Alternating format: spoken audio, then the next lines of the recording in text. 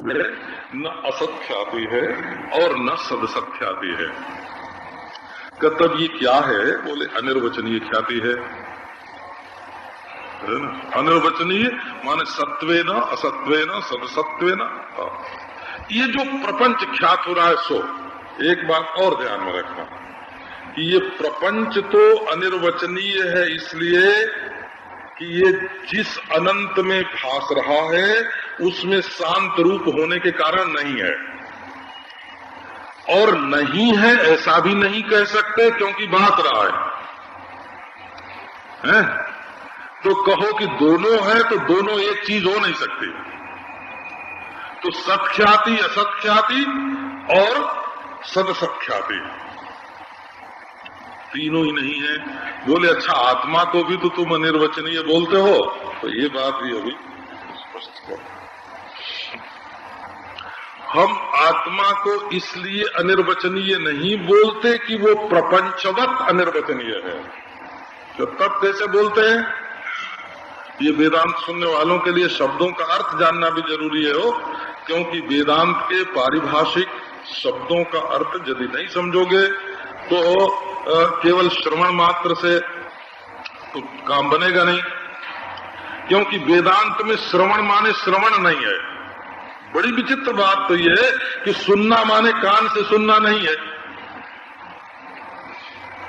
ये तो जैसे कानूनदां लोग बताते हैं कि हम इस मतलब से इस शब्द का प्रयोग करते हैं। तो ये बात है। तो आप अनिर्वचनीय शब्द का अर्थ दे सकते हैं। देखो, संसार है ऐसा कहने में दोष है, क्योंकि अनंत में शांत का होना बाधित है, अपरिच्छिन्न में परिच्छिन्न का होना बाधित है। क्योंकि परिच्छिन्न के अत्यंताभाव का अधिकरण है अपरिच्छिन्न। तो अपरिच्छिन्न में जब परिच्छिन्न भासता है तो बाधित है। बाधित है माने मिथ्या है। तो ये तो ठीक है, इसको सत्य नहीं कह सकते और असत नहीं कह सकते, क्योंकि उपलब्ध है। न केवल इंद्रियों से उपलब्ध है बल्कि साक्षी बात से भी है। माने हमको ही मालूम पड़ता है, इंद्रियां नहीं हो तो इंद्रियां ही हमको मालूम पड़ती हैं। मन ही मालूम पड़ता है, बुद्धि मालूम पड़ता है, साक्षी बात से है।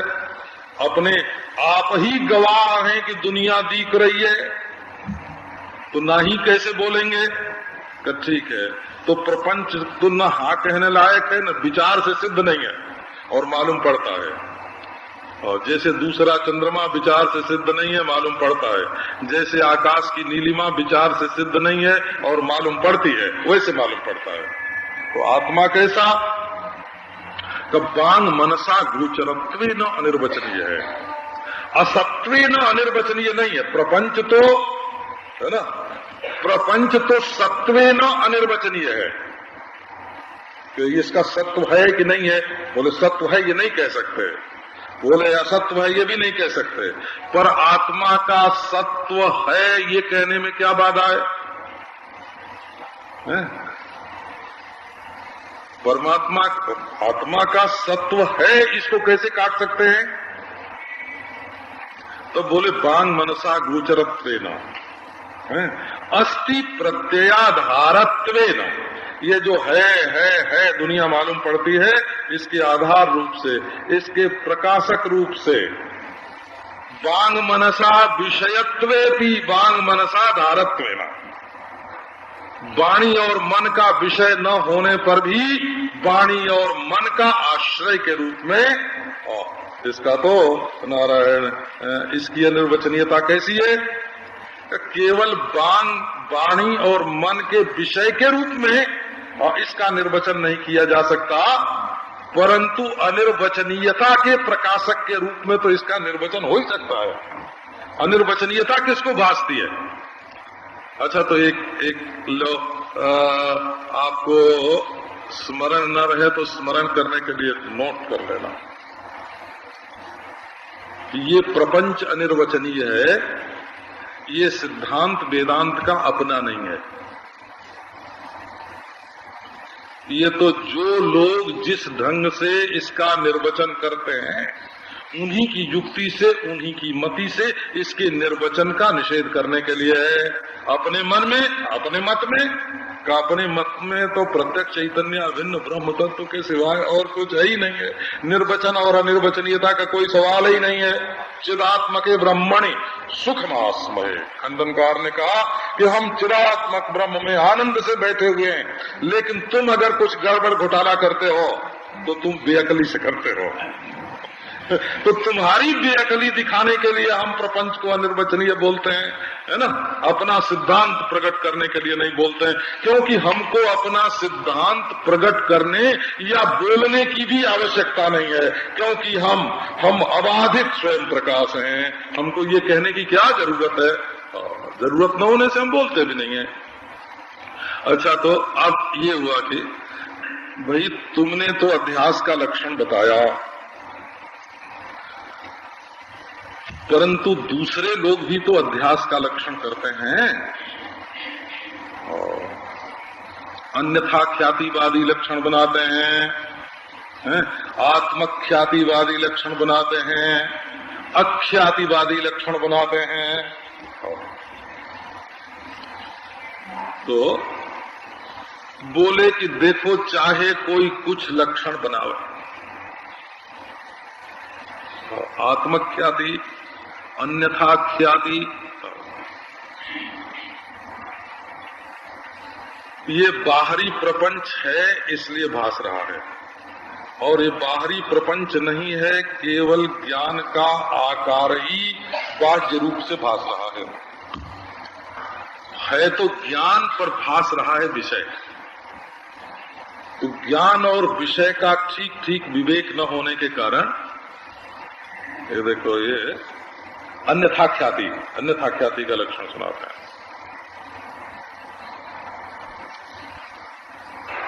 बौद्ध लोग जो हैं ऐसा मानते हैं कि बाहरी कोई पदार्थ है, दोनों मत हैं उनके। उनका हमने 4 विभाग हम वेदांतियों ने कर दिया है, तो खंडन करने में सुविधा हो जाती है। हो अगर हम सामने वाले को एक बात तुम ये कहते हो, दूसरी ये कहते हो, तीसरी ये कहते हो, यदि उसको हम कुछ विभागों में बांट दें तो उसका निराकरण करने में और तुलनात्मक विवेचन करने में मदद मिलती है, इसलिए विभाग कर देते हैं। तो बाह्यार्थवादी बौद्ध, अंतरार्थवादी बौद्ध, उभयार्थवादी बौद्ध और अनुभयार्थवादी बौद्ध। बाहर की वस्तु है इसलिए वो उसका ज्ञान होता है, बाहर वस्तु नहीं है, केवल ज्ञान ही वस्तु है और वो बाह्याकार प्रतीत होता है। और बाहर और भीतर दोनों हैं और दोनों नहीं है। अब आप पूछो कि इसमें वेदांतियों का कौन सा है? तो वेदांतियों का इनमें से कोई नहीं है। बोला शंकराचार्य ने कहा बंटवारा करने में तुमसे गलती हो गई बात, ये मतलब है।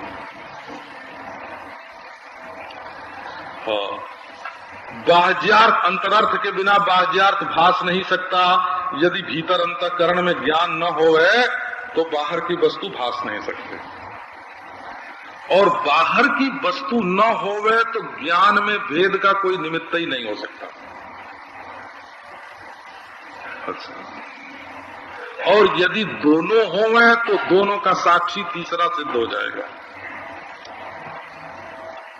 दो चीज होगी तो दो को जानने वाला एक होता है। अच्छा, और यदि दोनों नहीं है तो दोनों को नहींपन का साक्षी सिद्ध हो जाता है। तो अंतर में जो ज्ञानाकार है वही बाह्यार्थ के रूप में भास रहा है, अन्यथा भास रहा है। इसको बोलते हैं अन्यथा ख्याति। है तो ज्ञान रूप। अब आप कहो कि हमारे भी ज्ञान रूप है और उनके भी ज्ञान रूप है। तो अब ये देखो, पहले जब लोग वेदांत पढ़ते थे ना तो थोड़ा न्याय शास्त्र पढ़ लेते थे। और मीमांसा का ज्ञान तो बहुत ही अपेक्षित है, क्योंकि श्रुत्यर्थ का निर्णय करने के लिए मीमांसा की जरूरत है। और न्याय करने के युक्तियों के लिए न्याय की आवश्यकता है। शब्दार्थ ज्ञान के लिए व्याकरण, शब्द की शुद्धि, शब्दार्थ ज्ञान के लिए व्याकरण की आवश्यकता है। तो थोड़ा व्याकरण होना चाहिए, थोड़ा न्याय होना चाहिए, थोड़ा मीमांसा होना चाहिए, है ना।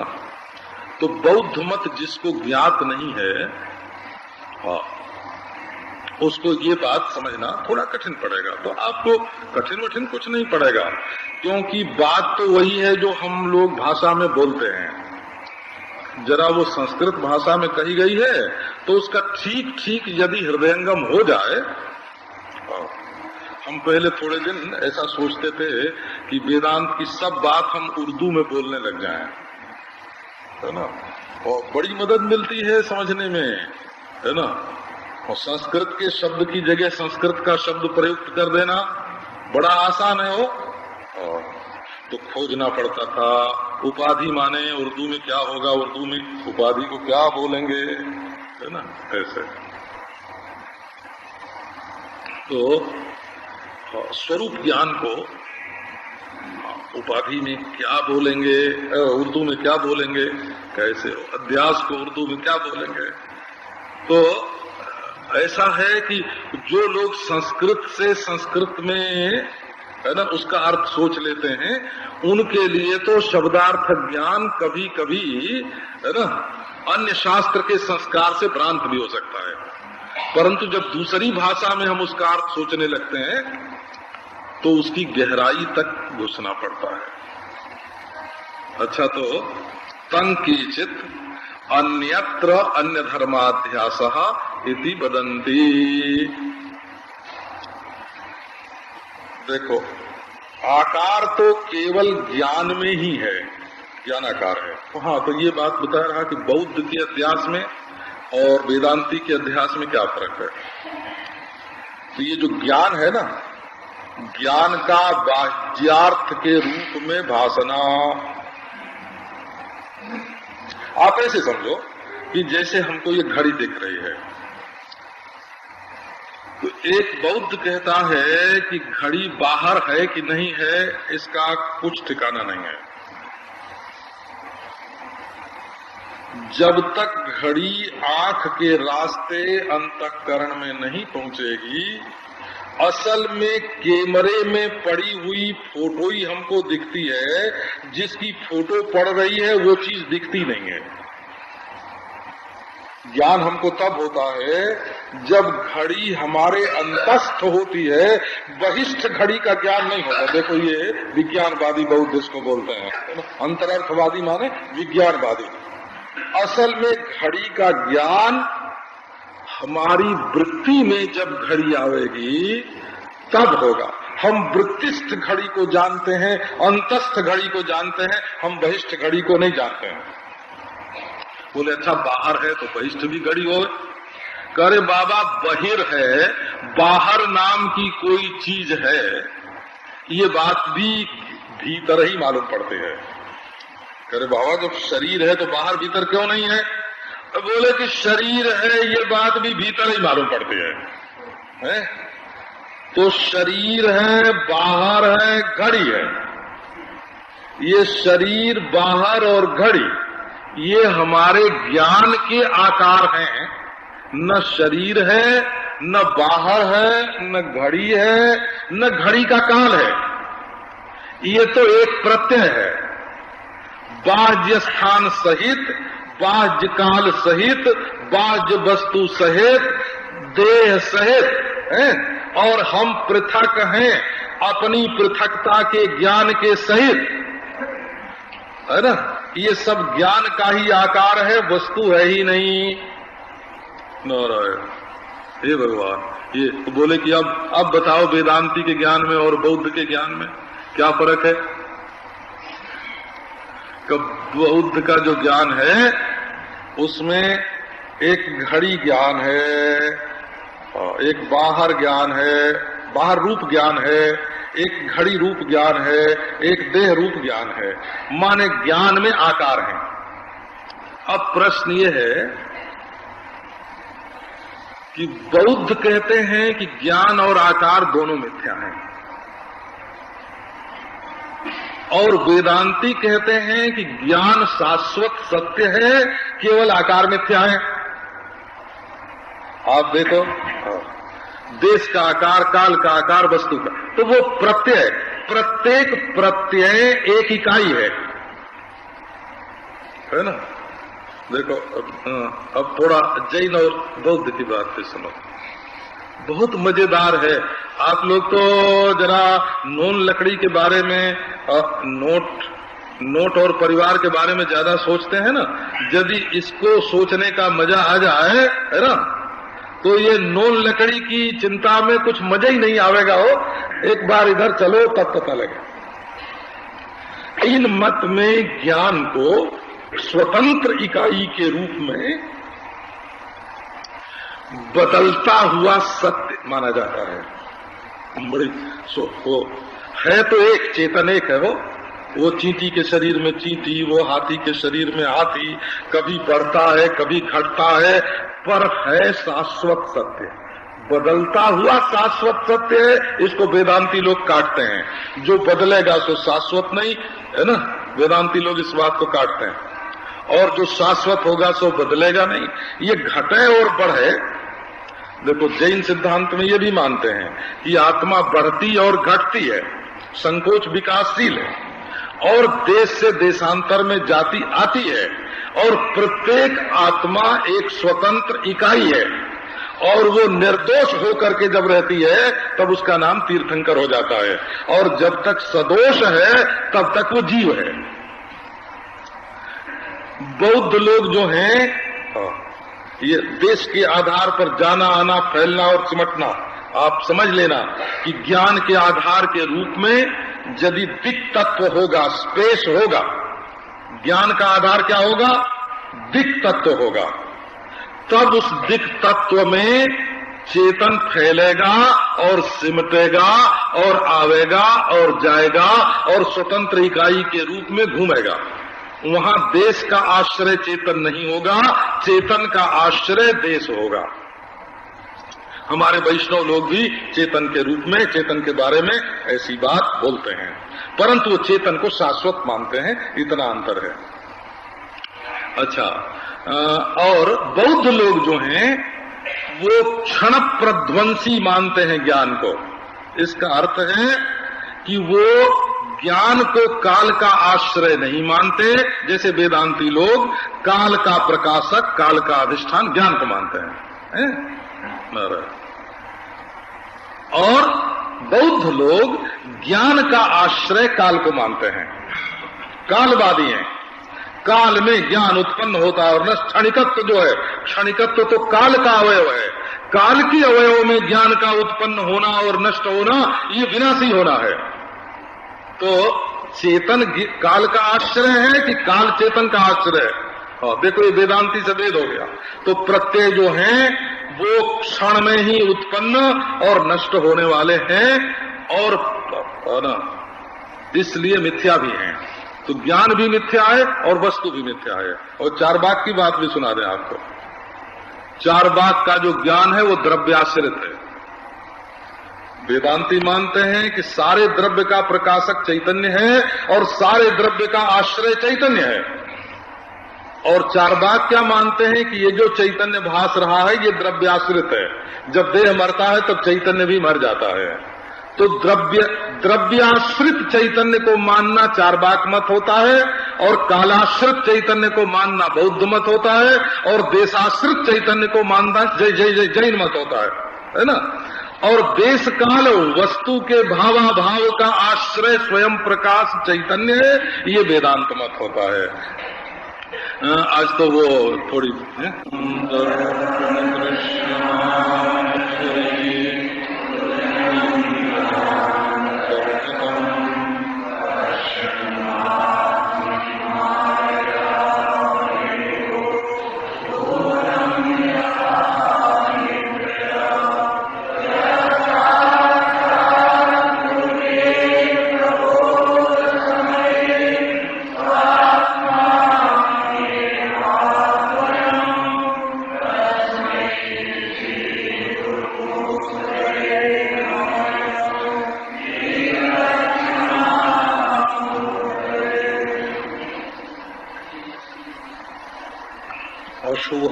निराचष्टे तनोति शुभ संततिम् स्मृतिमात्रेण यत्पुंसाम् ब्रह्म तन्मंगलम् वरम्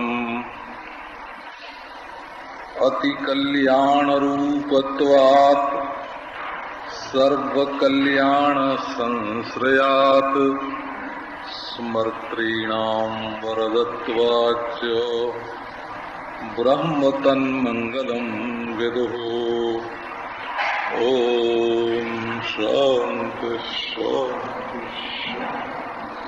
चल रहा लक्षण बनाने में थोड़ा थोड़ा मतभेद भी है। अब प्रश्न ये है कि अध्यास सिद्ध है कि असिद्ध है। यदि अध्यास सिद्ध है तो ज्ञान से उसकी निवृत्ति नहीं हो सकती। प्रमाण से सिद्ध होगा अध्यास, तो जो वस्तु प्रमाण से सिद्ध होती है वो फिर ज्ञान से निवृत्त नहीं होती है ना।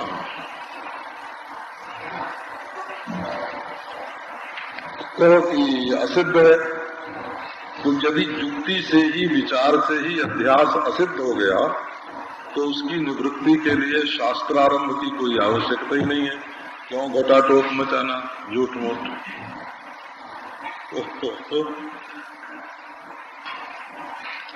बोले लक्षण और प्रमाण के द्वारा अध्यास की संभावना सिद्ध करते हैं हो, है ना। वस्तु सत्ता सिद्ध नहीं करते हैं। अध्यास को भी अनिर्वचनीय रूप से ही सिद्ध करते हैं। कोई सत्वे न माने अध्यास सत्य है इस रूप से सिद्ध नहीं करते हैं कि अध्यास असत्य है, ये भी सिद्ध नहीं करते हैं। सत्वा सत्वाभ्याम अनिर्वचनीय रूप से ही अध्यास की सिद्धि करते हैं। तो अनिर्वचनीय जो अध्यास है वो ब्रह्मात्मय के बोध से निवृत्त हो जाता है। जब तक ब्रह्मात्मय के बोध नहीं है तब तक अध्यास है, और जब ब्रह्मात्मय के बोध हो गया तो अध्यास की निवृत्ति हो गई। इसलिए अध्यास ही सर्वदोष का बीज है।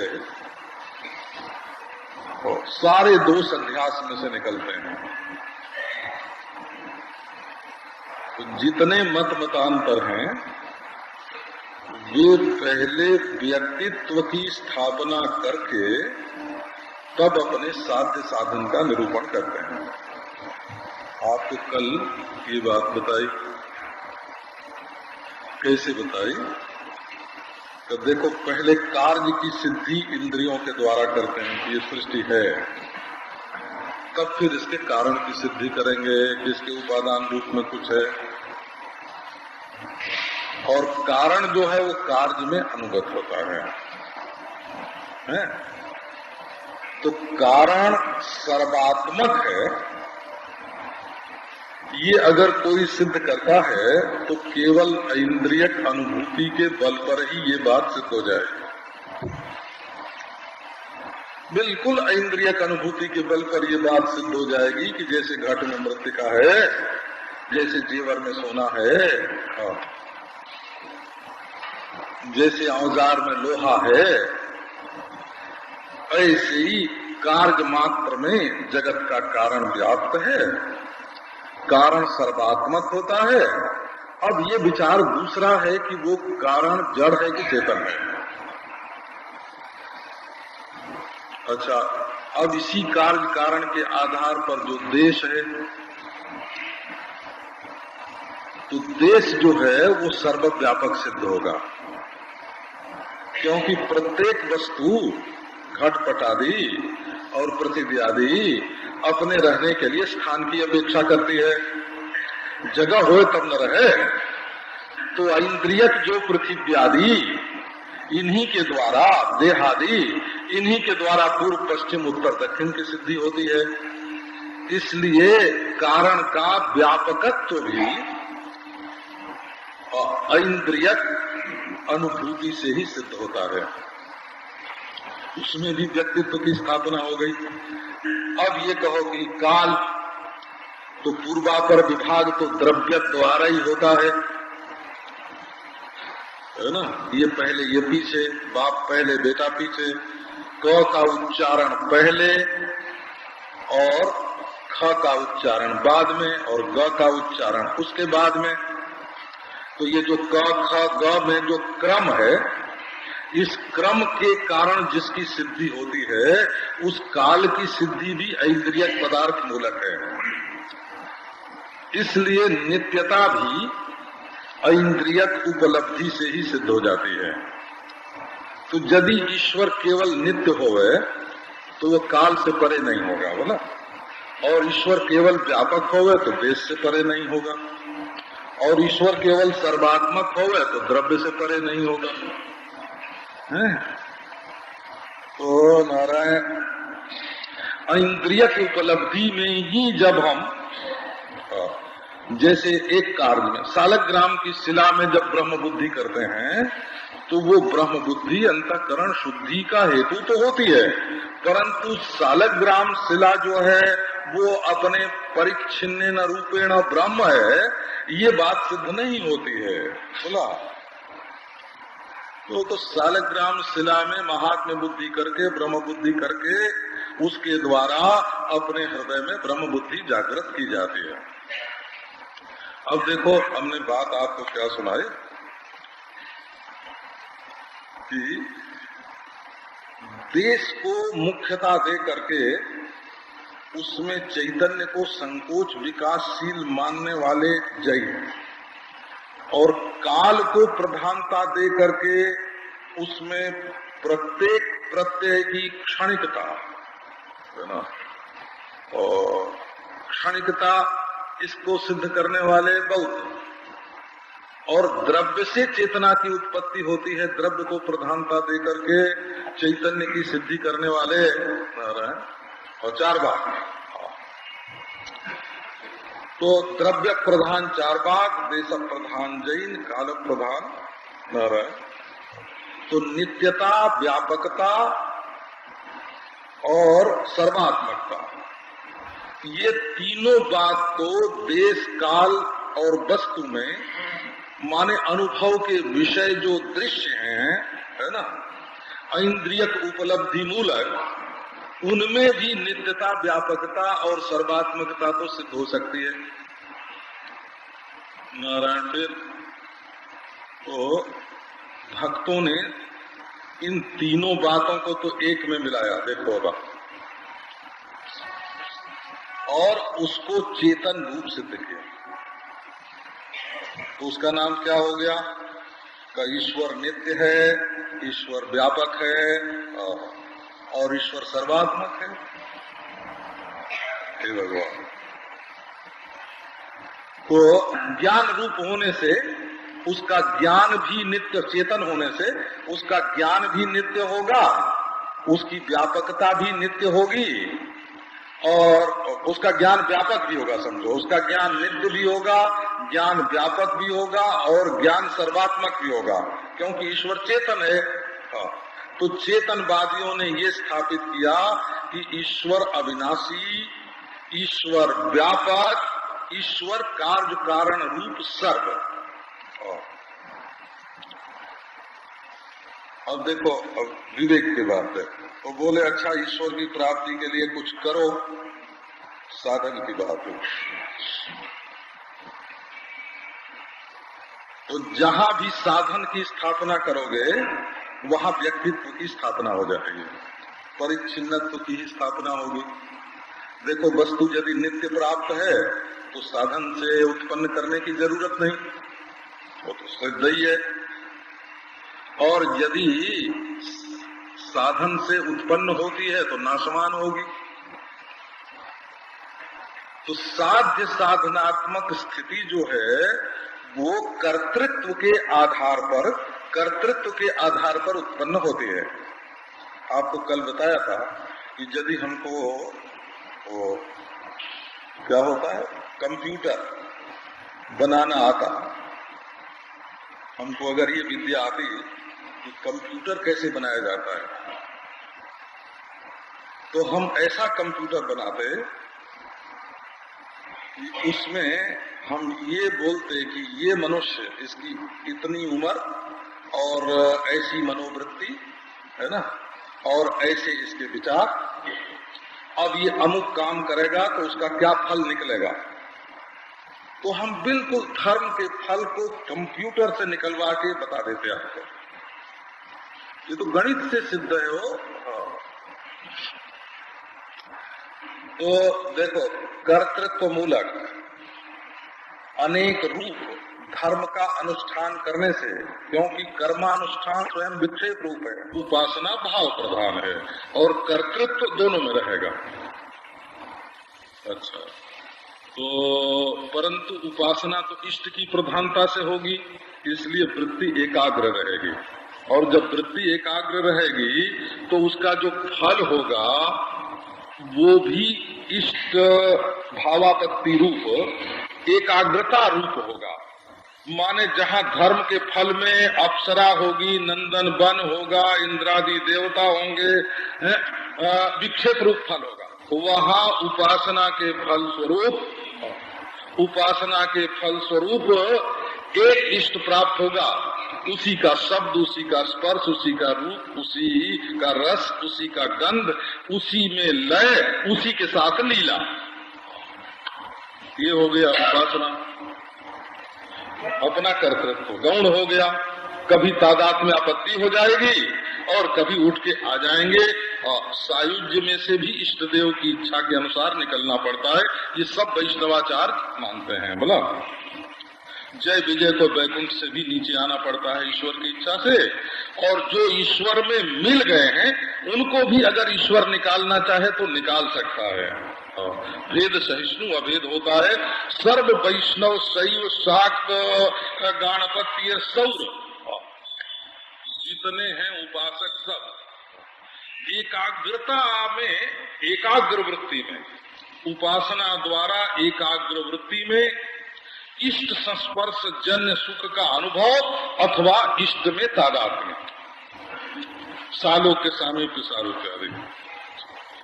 अब योग में क्या होता है, तो वहां भी योगाभ्यास करते हैं, परंतु ये ऐसा होता है कि एक बार मशीन को चला देते हैं, प्रतिलोम परिणाम कर देते हैं। कर्तृत्व पूर्वक प्रतिलोम परिणाम जो होता है वो कर्तृत्व पूर्वक ही होता है। जैसे आंख की वृत्ति बाहर चली जा रही है तो इसको रोक दिया कि चल भीतर। तो अब प्रतिलोम परिणाम करने में वृत्ति को बाहर जाने से रोक कर भीतर ले जाने में कर्तृत्व तो साधन काल में हो गई। अब बोलो कि भाई कौन ऐसी बात आगे चल करके हो गई जिससे कर्तृत्व का भ्रम निवृत्त हो गया। बोले समाधि लग गई। समाधि लग गई तो वृत्ति तो गई रही नहीं, है ना। तो कर्तृत्व की भ्रांति को मिटाने वाली वृत्ति का उदय हुआ कि नहीं हुआ, ये प्रश्न हुआ। तो बोले वहां लीन कर्तृत्व रहेगा, हो अज्ञात रूप से कर्तृत्व रहेगा। तो अज्ञात रूप से जगत का बीज भी रहेगा समाधि में, क्योंकि उठने पर स्मृति होगी। तो पुरुष भेद और ईश्वर पुरुष विशेष पुरुष भेद और पुरुष जगत भेद, ये तीनों का संस्कार बिल्कुल समाधि में विद्यमान रहेगा बीज रूप से। और उठने पर कल की बात याद आवेगी, अपने बेटे को पहचानेंगे, अधूरा काम पूरा करेंगे और समाधि भी हो जाएगी। नारायण, तो बात क्या हुई कि अज्ञात रूप से कर्तृत्व जो है वो रहेगा। अब कर्ता के द्वारा किया हुआ जो साधन है वो घड़े को बना सकता है, उत्पाद्य है ना, उत्पादन कर सकता है, और वो घड़े को गंदा कर सकता है, और वो नारायण अपने घर में घड़ा ना हो तो दूसरे के घर से मांग के ला सकता है, आपके बना सकता है घड़े को। हाँ, उत्पादन कर सकता है। संस्कार कलश स्थापन करके ओम वरुणस्योत्तम वनमसी करके उसको पवित्र कर सकता है ना।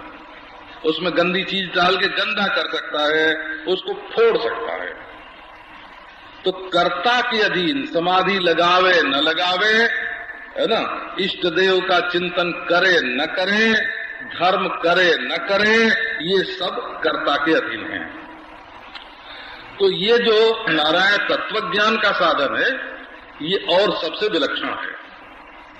ये क्या विलक्षण है?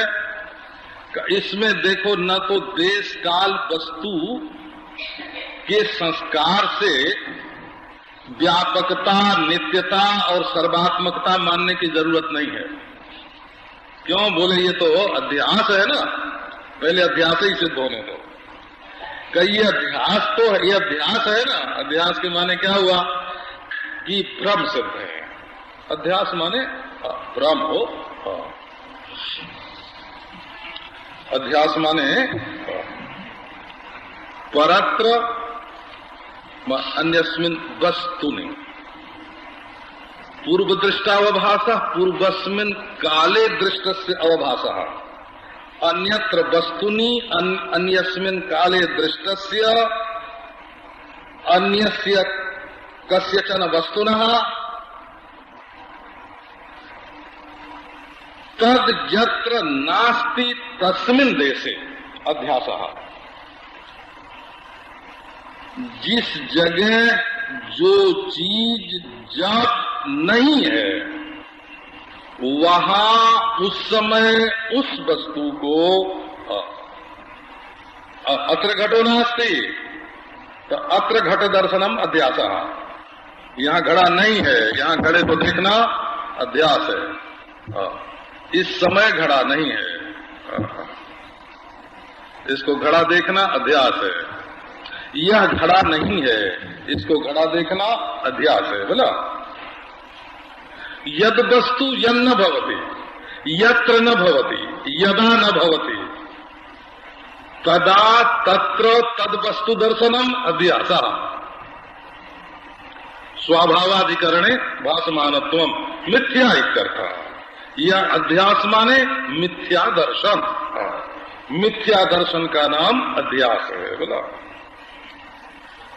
मिथ्या दर्शन का नाम अध्यास है। ये कहाँ रहता है?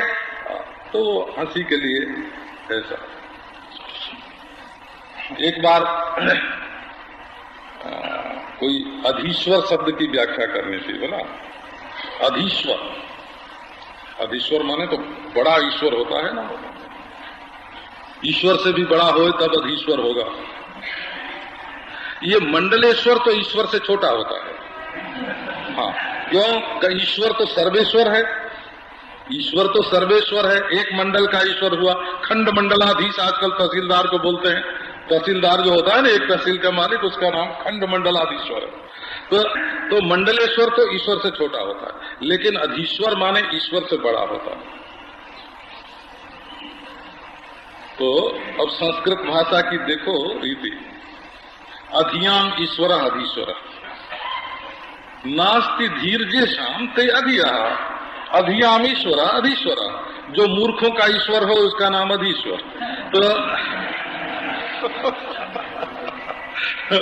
तो विद्वानों का ईश्वर नहीं, विद्वानों का ईश्वर नहीं, मूर्खों का ईश्वर, तब अधीश्वर। तो अधीसु आस्ते इति अध्यासः। तो जो अधीसु धीरहितेषु आस्ते इति अध्यास क्या है कि जो निर्बुद्धि लोगों में रहता है, नासमझ लोगों में रहता है, उसका नाम अध्यास है। ये इसकी वो नहीं हो, यथार्थ व्युत्पत्ति नहीं है ना। ये हास्य के लिए ये व्युत्पत्ति इसकी बताते हैं। तो अधि माने अन्यस्य उपरि, अन्यस्य उपरि, आसः अन्यस्य निक्षेपः अध्यासः। एक के ऊपर दूसरे को डाल देना असुक्षेप है, एक के ऊपर दूसरे को थोप देना, इसका नाम अध्यास है। तो ये कैसे कैसे होता है, इसका आपको स्मृति रूप होने से वर्तमान में नहीं है, और पूर्व दृष्ट होने से संस्कार है। बोला, और अन्य में अपने अत्यंता भाव वाले पदार्थ में दिखने के कारण परत्र दिख रहा है? और अधिष्ठान के ज्ञान से बाधित हो जाता है कि इसलिए बिल्कुल मिथ्या है ये अध्यास। बोले लेकिन फिर भी तो सर्वानुभव गोचर है। आपको बताया सत ख्याति की दृष्टि से अध्यास का रूप, असत ख्याति की दृष्टि से अध्यास का रूप, अन्यथा ख्याति की दृष्टि से अध्यास का रूप, आत्मक ख्याति की दृष्टि से नारायण अध्यास का रूप। बोले ये कैसा भी अध्यास का लक्षण चाहे कुछ भी बनाओ, है ना। अब जहां दूसरी वस्तु ही नहीं है वहां कैसा लक्षण बनावेंगे? तो तद विवेकाग्रह निबंधनो भ्रम इति।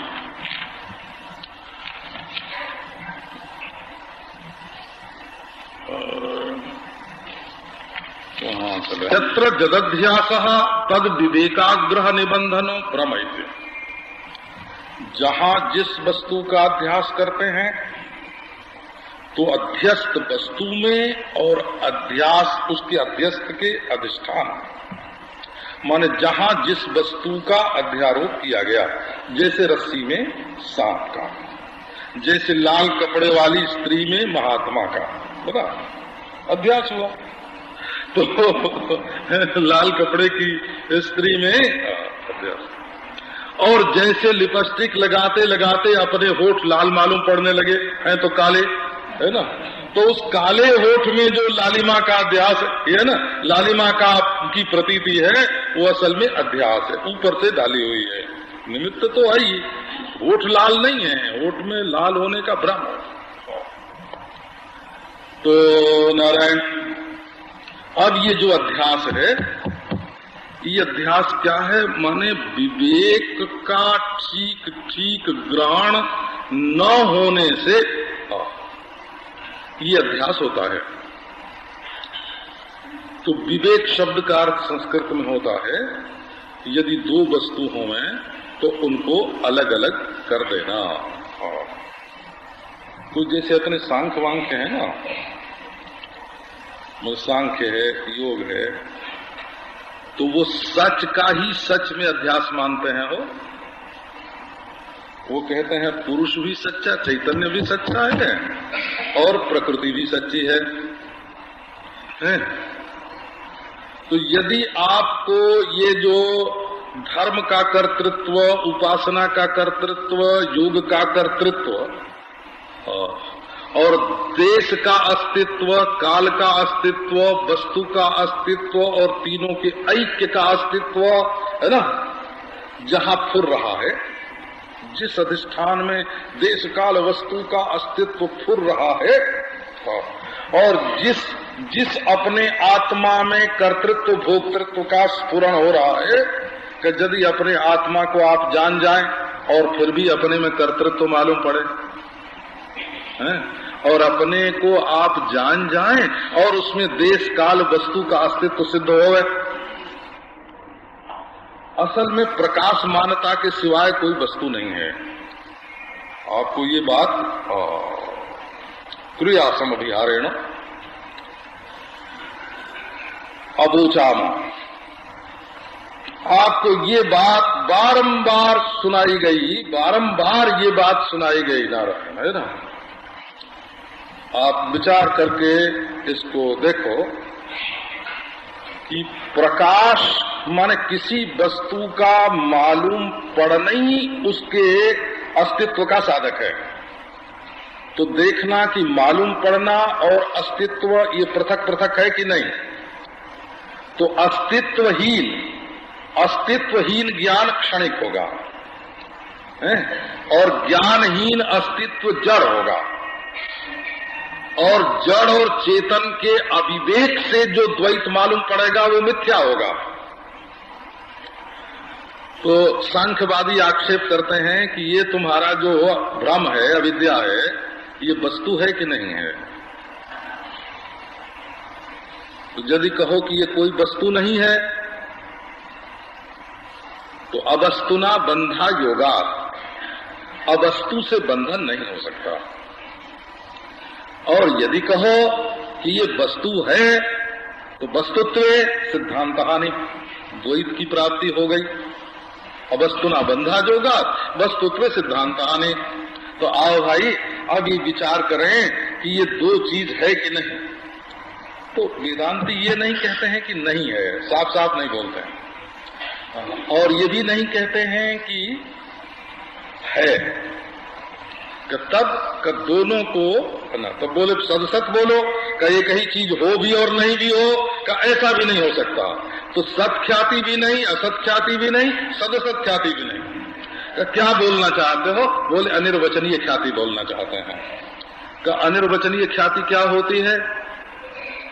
कि जिसको हम तत्व भी न बता सकें और अन्य भी न बता सकें। तत्वान्यत्वाभ्याम अनिर्वचनीयत्वम, उसको तत्व और अन्य, तत्व और अतत्व, तत्व और अन्यत्व दोनों न कह सकें। तो बोले फिर ऐसी क्या चीज होगी भाई? तो आपके ध्यान में ये बात आनी चाहिए। सत नहीं, असत नहीं, सदसत नहीं। बोले प्रकाशमान है, हम मानते हैं कि द्वैत प्रकाशमान है, मैं भी प्रकाशमान हूं और यह भी प्रकाशमान है। तो यह में मैं अध्यस्त है कि यह मैं में अध्यस्त है? ये विचार करें कि दोनों एक साथ हैं।